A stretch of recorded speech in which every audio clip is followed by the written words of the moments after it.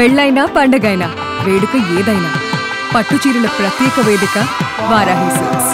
YCP అధినేత YS Jaganmohan Reddy గారి పల్నాడు పర్యటన రణరంగాన్నే తలపించింది.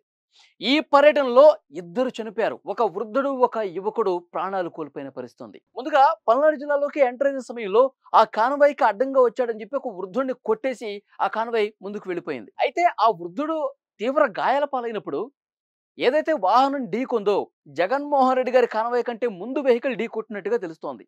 మరి ఆ వృద్ధుడిని ఢీ కొట్టినప్పుడు అతను తీవ్ర గాయాలతో పక్కన పడిపోయినప్పుడు వెంటనే అతన్ని ఆసుపత్రికి తీసుకెళ్లాల్సిన బాధ్యత ఆ కాన్వాయ్లో నడిపినటువంటి వ్యక్తి, ఆ వెహికల్లో ఉన్నటువంటి వ్యక్తులకి సంబంధం లేదా? ఆ వృద్ధుడు తీవ్ర గాయాల పాలైతే రోడ్డు పక్కన డివైడర్న పడుకోబెట్టేసి వెళ్ళిపోయారు వాళ్ళ మానని వాళ్ళు. జై జగన్, సీఎం జగన్ అంటూ నినాదాలు చేసుకుంటూ ఇక్కడ ప్రాణం పోతుందండి. మీ వైఎస్ఆర్ కాంగ్రెస్ పార్టీ కార్యకర్త మీ జగన్మోహన్ రెడ్డి గారి మీద ఉన్నటువంటి అభిమానంతోనే ఆయన జగన్ గారిని చూడటానికి రోడ్డు మీదకి వచ్చాడు. అతను కూడా గుద్దేసి మీరు వెళ్ళిపోయారు. కార్యకర్తల పట్ల మీరు ప్రవర్తిస్తున్నటువంటి తీరు ఇదా? కనీసం జగన్మోహన్ రెడ్డి గారు పట్టించుకోలేదండి.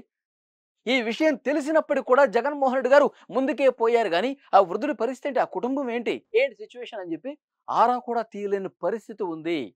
చనిపోయాడు. ఆ కుటుంబం బోరున విలపిస్తోంది. ప్రస్తుతం జగన్మోహన్ రెడ్డి గారు అంటే అభిమానం పెంచుకున్నాడు మా ఆయన చూడటానికి వెళ్ళి ఇట్లా బలైపోయాడని చెప్పి కన్నీళ్లు పర్యంతం అవుతోంది. ఇంకొక యువకుడు ఆ గడియారం సెంటర్ దగ్గరికి రాగానే సత్తెనపల్లి దగ్గర బాగా తోపులాట జరిగింది. అంతకంటే ముందు జగన్మోహన్ రెడ్డి గారి కాన్వాయ్ ముందు అతను డోర్ పట్టుకుని వేలాడుతూ ఉన్నాడు. ఒక్కసారిగా క్రౌడ్ పెరిగిపోయింది. విపరీతంగా జనం కనిపించారు. అక్కడ తోపులాట జరిగింది. ఆ తోపులాటలో అతను అస్వస్థతకు గురయ్యాడు. ప్రాణాలు విడిచినటువంటి పరిస్థితుంది. జయవర్ధన్ రెడ్డి ఆ యువకుడి పేరు. ఆ కుటుంబం కూడా కన్నీళ్లు పెట్టుకుంటుంది. ఇంకో సంవత్సరంలో పెళ్లి చేద్దాం అనుకున్నాడు.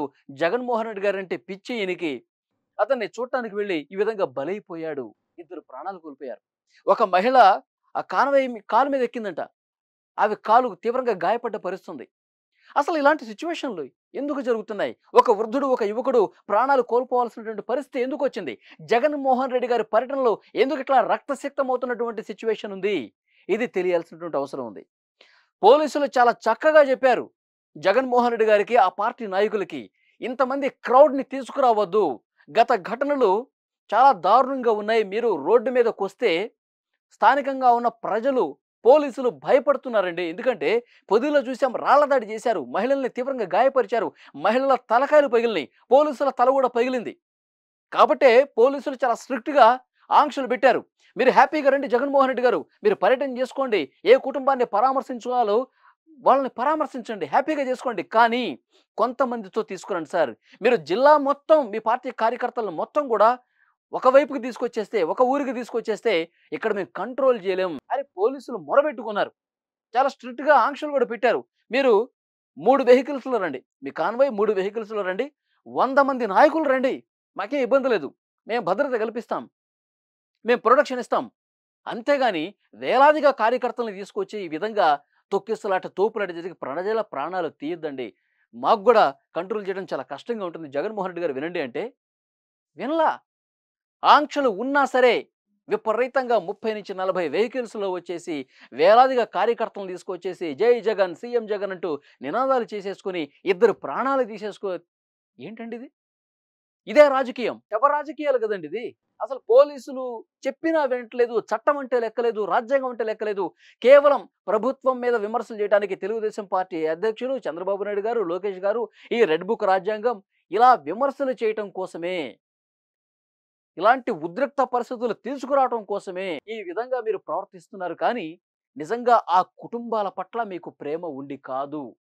మీరు మీ రాజకీయం మీరింకా బలోపేతంగానే ఉన్నాం, బల ప్రదర్శన చేసుకోవడంలో భాగంగానే మీరు ఈ విధంగా పర్యటనలు చేస్తున్నారు తప్పించి ప్రజల మీద, మీ పార్టీకి సంబంధించిన కార్యకర్తల కుటుంబాల మీదే మీకు ప్రేమ లేదు, ఇదంతా ఒక నటన అని చెప్పి ప్రజలు మాట్లాడుకుంటా ఉన్నారు. ఎందుకంటే ఆ కార్యకర్తలు ఇద్దరు చనిపోతే వాళ్ళ గురించి కనీసం ఆరా తీయకపోవటం, వాళ్ళని అట్లా రోడ్డు మీదే వదిలేసి మీ పర్యటనలు మీరు చేసుకోవటం ప్రజలందరూ గమనిస్తున్నారని చెప్పి మాట్లాడుతూ ఉన్నారు. చూద్దాం జగన్మోహన్ రెడ్డి గారు ఇప్పటికైనా ఈ ఘటనల మీద ఎలా స్పందిస్తారన్నది కూడా చూడాల్సిన అవసరం ఉంది. ఫ్రెండ్స్, మీరేమనుకుంటున్నారు? జగన్మోహన్ రెడ్డి గారి పర్యటనలో ఇలాంటి ఉద్రిక్తతలు ప్రతిరోజు కనిపిస్తా ఉన్నాయి. ఆయన ఎప్పుడు బయటకు వస్తే అప్పుడు కనిపిస్తానే ఉన్నాయి. కామెంట్ రూపంలో తెలియజేయండి.